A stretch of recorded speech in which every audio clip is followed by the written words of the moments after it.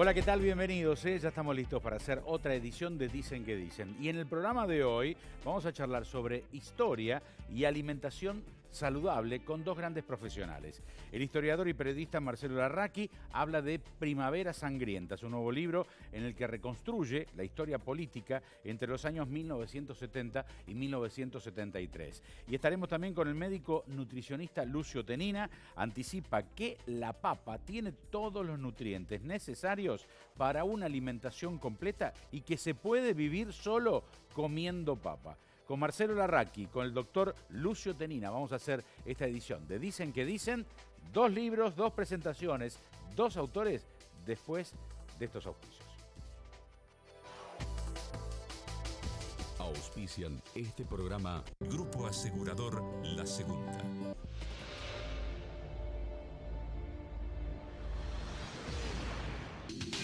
Municipalidad de Rosario. Helados La Montevideana, un helado que alimenta. Sport 78, Rosarino por deporte.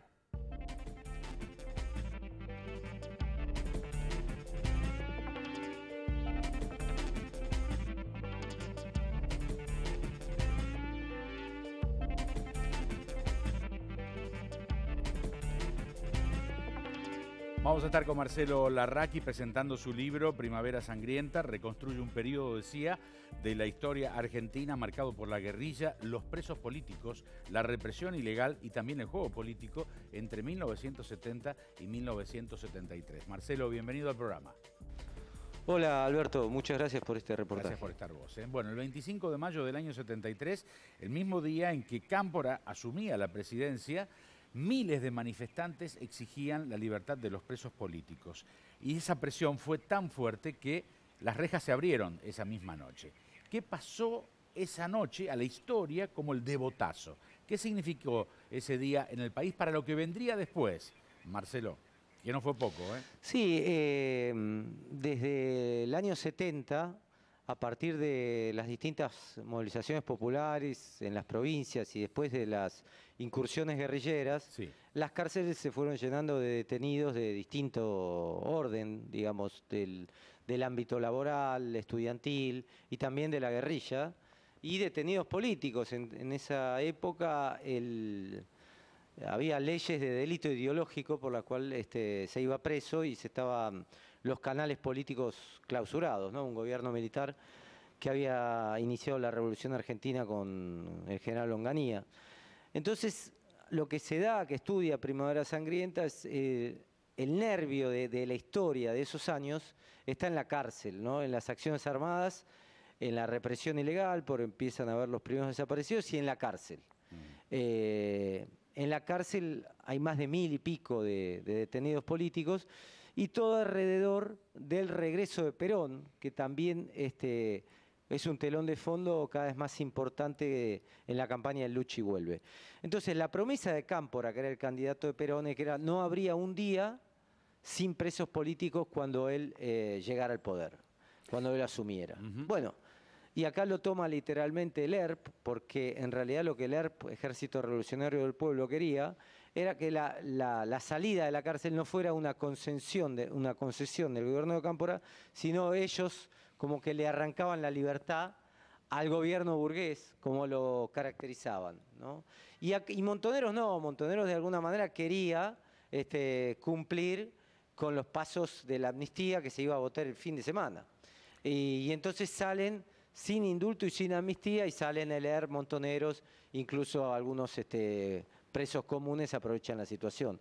Esto que se conoció como el devotazo es la conclusión de todo este periodo de 3 años. Bueno, tenés una vasta obra dedicada a la violencia política en la Argentina. ¿Por qué elegiste abordar este lapso, ¿no? En un libro aparte, entre el 70 y el 73? Porque acá por primera vez hablan los protagonistas en primera persona con nombre y apellido, ¿no? Yo tenía un protocolo interno que los testimonios que buscaba tenían que haber participado en acciones armadas y relatarlas, tenían que haber caído en prisión y tenían que haberse o fugado o salido en libertad el 25 de mayo.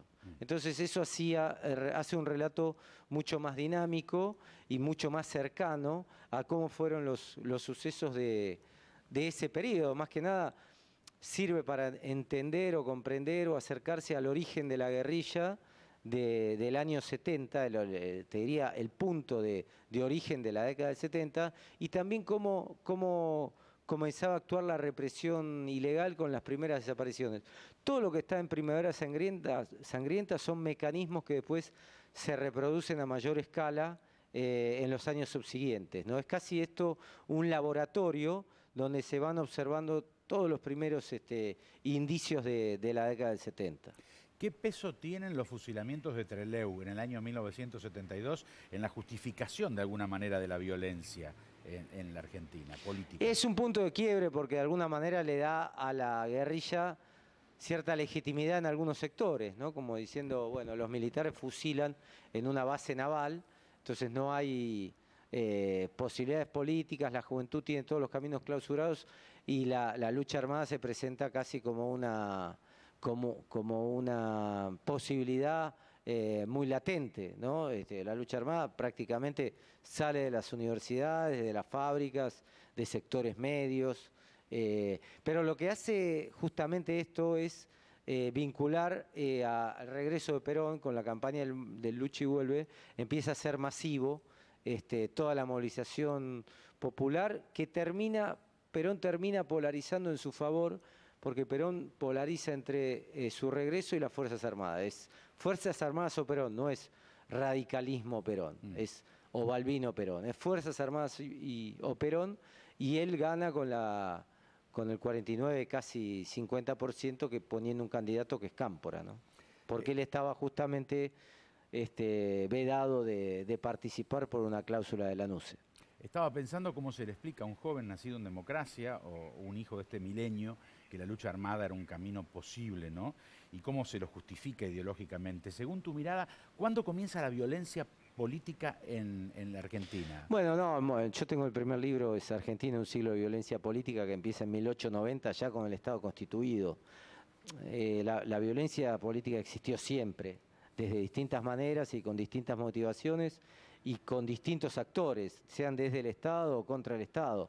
Pero en este periodo, si lo analizamos, la proscripción del peronismo durante 17 años creó en los jóvenes te diría, en los 70 y en la juventud, creó como una incógnita, un enigma para desarrollar, porque muchos preguntaban por qué no se podía votar a Perón, ¿no? O por qué se podía votar a Ilia y no a Perón.